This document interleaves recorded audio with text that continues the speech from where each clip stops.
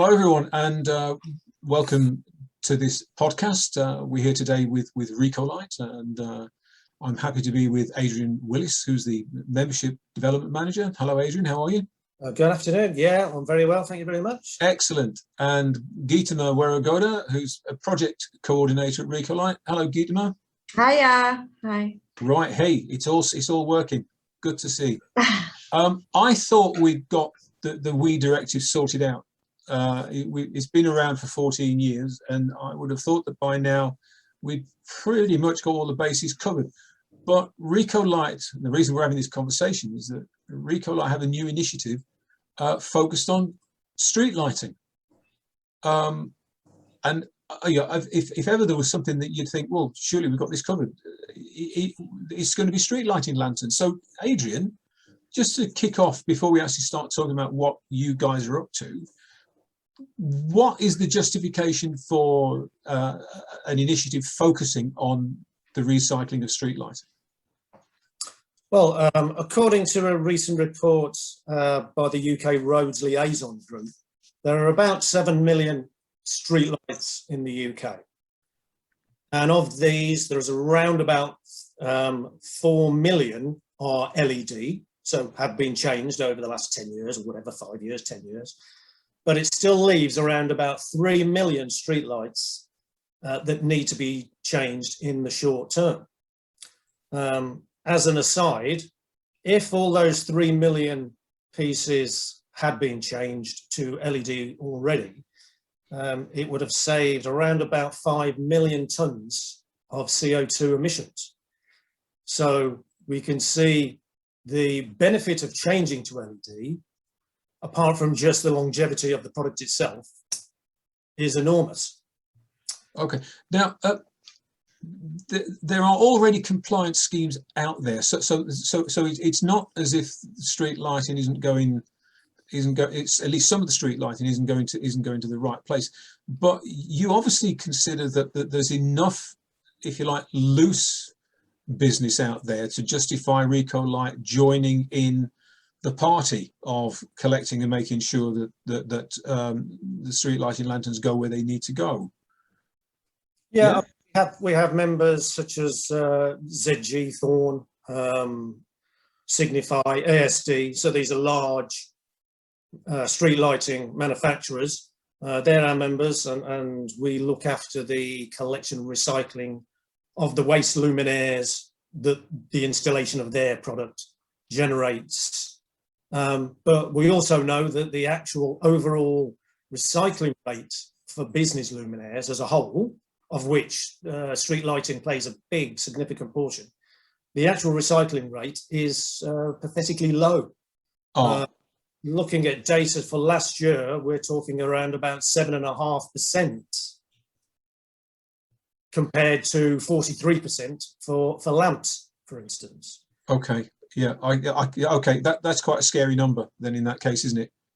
I think in that case, for the people who will be watching this, it might be worthwhile going right the way back to basics and reminding everyone what the obligations of a lighting producer are under the WEEE regulations.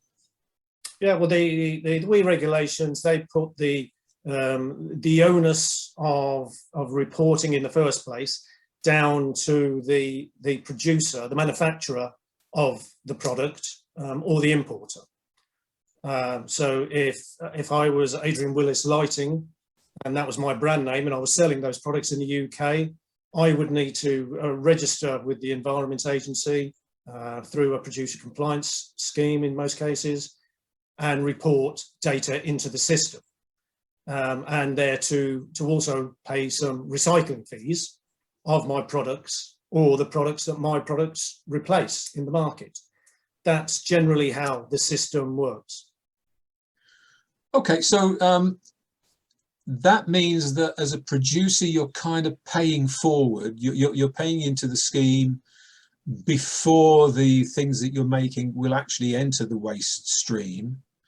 And the problem that we are seeing with street lighting, if I'm reading you right, is that there is over 90% of that not reaching the waste stream.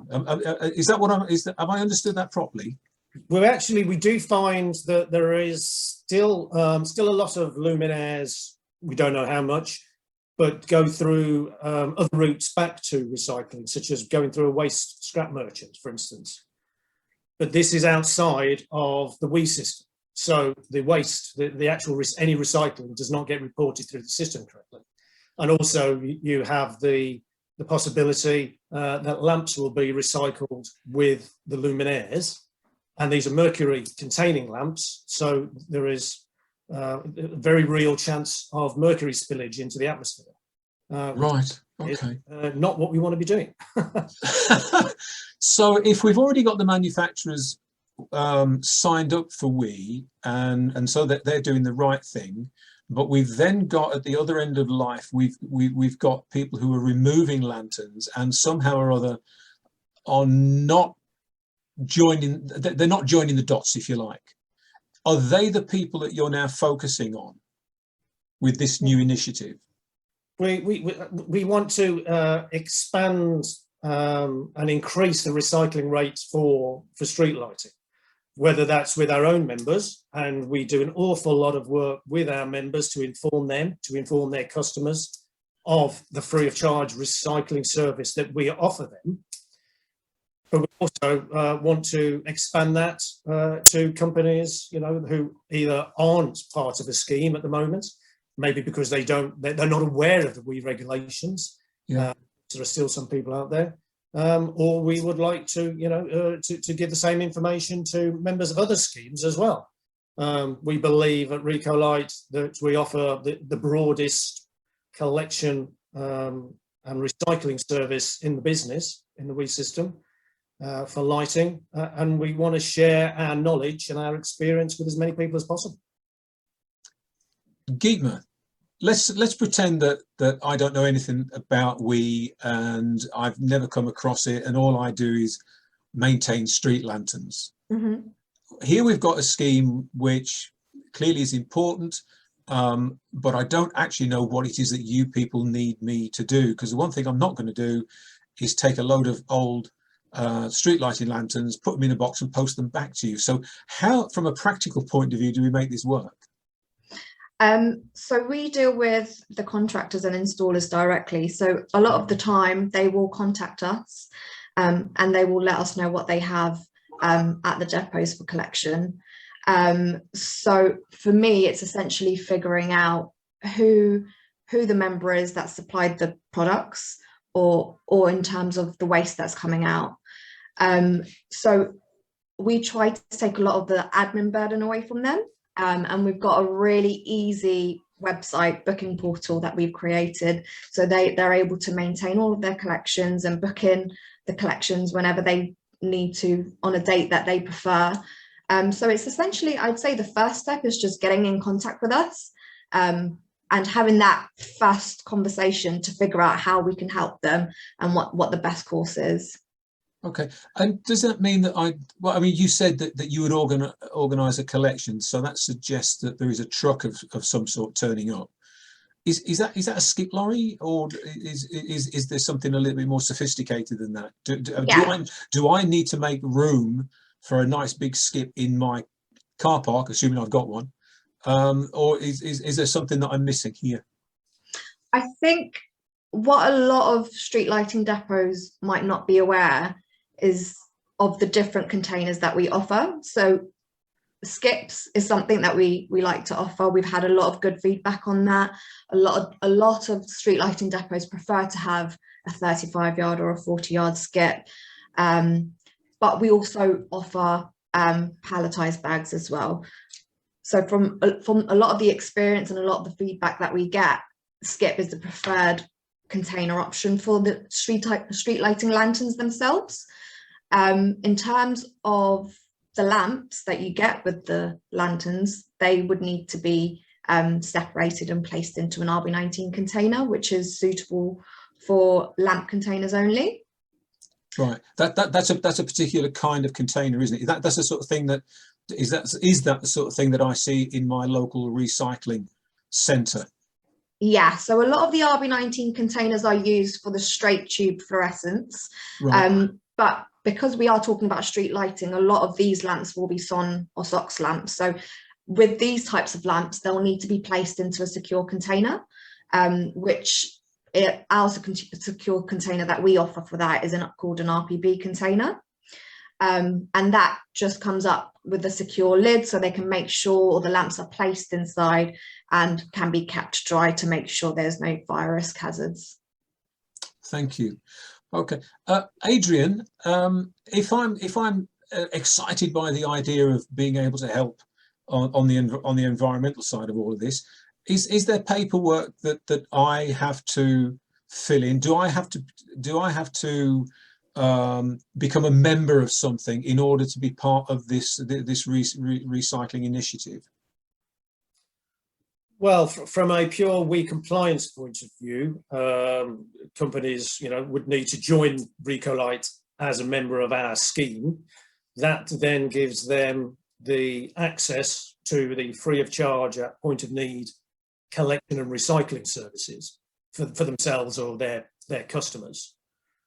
So yes, obviously there are forms that will be needed to be filled in then, but it's mainly it's making the decision that that you want to be with a company that offers efficient, cost-effective, environmentally sound recycling services and compliance services. And is this the producer compliance scheme that we're talking about? Because we know about those, don't we? Because we've always had those. Maintenance companies and waste management companies do not need to be a member of a producer compliance scheme if all they're doing is the installation work. Okay. Or the waste work. It's up to the manufacturer of the products that they are installing to actually to be the member of a producer compliance scheme in the first place. Oh, okay. Well, that's great, because that's less paperwork that people have to do. Right. So if I summarize all of that, then what we're talking about is that we've identified that there is a whole range of lighting equipment which really isn't being touched sufficiently by the WEEE directive. We are losing a lot of that to, what should we say, inappropriate waste disposal. Some of it downright dangerous if we've got lamps ending up in landfill. And what you guys are now offering is a scheme whereby we can close that circle a little bit more efficiently. We've got manufacturers already signed up to WEEE.